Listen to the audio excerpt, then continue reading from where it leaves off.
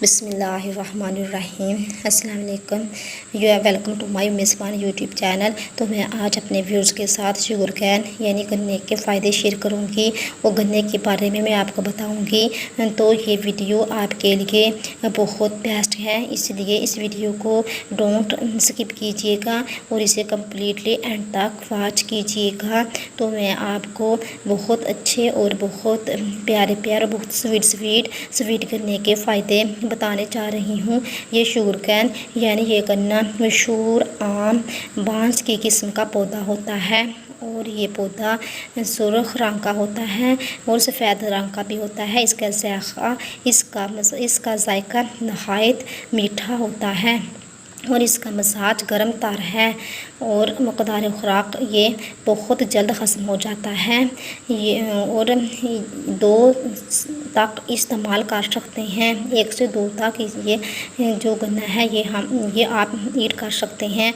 भारत और मगरबी पाकिस्तान में इसकी एक किस्म पोना या पोंडा कहलाती है। ये बहुत मोटा और रसीला होता है। सहारनपुर का गन्ना बहुत मशहूर है क्योंकि ये इस कदर मुलायम होता है कि मुंह से छीलकर इसका रस नहायत आसानी से चूसा जा सकता है। दूसरी किस्म को काठ गन्ना कहते हैं। फॉलो इस्तेमाल ये दिल को ताकत देता है और बहुत ज़्यादा ताकत देता है और ग़ज़ाइयत से भरपूर होता है।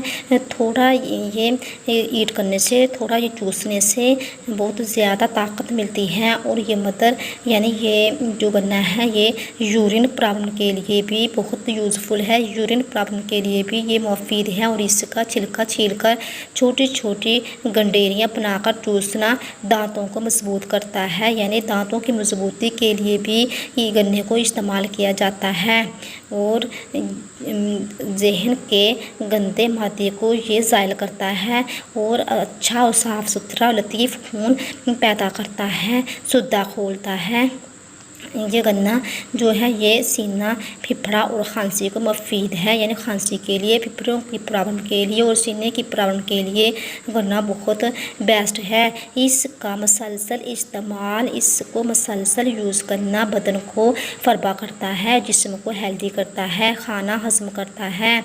खाना वगैरह हज़म करने के लिए खाना खाने के बाद इसे चूसना चाहिए और ये जिगर के लिए भी बहुत मुफीद है क्योंकि ये जो गन्ना है ये हम जिगर के प्रॉब्लम के लिए भी इस्तेमाल कर सकते हैं। इसमें कैल्शियम, फौलाद और मैग्नीज जैसे मदनी नमकियात के अलावा विटामिन बी और सी पाए जाते हैं, यानी इसमें विटामिन बी और सी भी बहुत ज़्यादा पाए जाते हैं। ये विटामिन सी का तो ख़जाना है। अगर जहरीले सांपों की खाद डालकर इसकी काश्त की जाए तो मदकूक व मसलूल के लिए ये बहुत यूज़फुल है।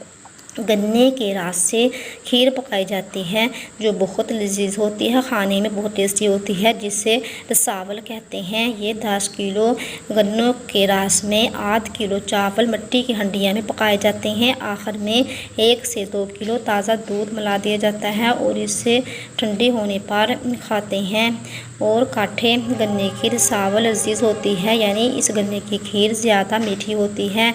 रसावल में कतरे खटास भी होती है, यानी इसमें खटास भी होती है जो गुड़ के शरबत में पके हुए चावलों में नहीं होती, यानी जो खटास से इस खीर में होती है वो गुड़ में पकाए, अगर चावल गुड़ में पकाए जाएं तो इनमें नहीं होती। गुड़ से बनाए गए चावलों पर पहले भी मैं एक वीडियो अपलोड कर चुकी हूँ और इसका मैं डिस्क्रिप्शन में लिंक भी लगा दूँगी, तो आप इसको भी वॉच कर सकते हैं। इस वीडियो का भी आप विज़िट कर सकते हैं। गुड़ के चावल की निस्बत ये खीर भी बहुत लजीज होती है और इसमें दूध डालने से तो ये ज़्यादा लजीज बन जाती हैं। ये मैंने आपके साथ गन्ने के बेनिफिट और जिन जिन डिसीज़ में इसको इस्तेमाल किया जाता है वो मैंने आपके साथ शेयर किए। अगर आपको ये मेरी यूज़फुल वीडियो अच्छी लगी तो इसे ज़्यादा से ज़्यादा शेयर कीजिएगा और मेरे वीडियो को जल्दी से लाइक भी कर दें।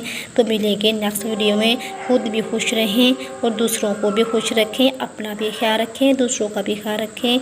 मिलेंगे नेक्स्ट वीडियो में। ओके, अल्लाह हाफिज़।